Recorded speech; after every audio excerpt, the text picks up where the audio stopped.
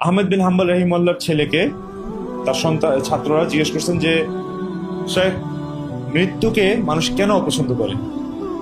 মানুষ কেন মৃত্যুকে অপছন্দ করে? তিনি বললেন, মানুষের ফিতরত হচ্ছে মানুষ গোছানো জিনিস ছেড়ে আগোছালো জিনিসের দিকে যেতে চায় না। মানুষ যে জিনিসকে গুছিয়ে নিয়েছে সেটা ছেড়ে যেটা তার হাতছাড়া হয়ে গেছে সেদিকে যেতে চায় না।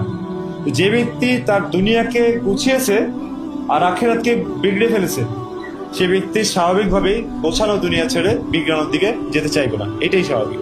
এই জন্য যে লোক জীবনকে বিগড়িয়ে ফেলেছে সেই লোক আখেরাতের দিকে মৌত তার জন্য একটা দুঃসংবাদ। আর যেই লোক আখেরাতকে গুছিয়েছে, চাই তার দুনিয়া কিছুটা ক্ষতিগ্রস্ত হয়েছে, কিন্তু আখেরাতকে যে গুছিয়েছে তার জন্য মৌত হচ্ছে গিয়ে একটা সুসংবাদ। কারণ এই মৌতের পরেই তো সে পুরস্কার পাবে, এবং এই মৌতের পরেই তো সে আল্লাহ তাআলার সাথে সাক্ষাৎ হবে, যার জন্য সে ইবাদতটা করেছে। তো এই জন্য মৌত তার জন্য একটা সুসংবাদ। এই জন্য জীবনকে বানায় যেন রমাদান, তো মৌত হবে এমন যেন ঈদের চাঁদ।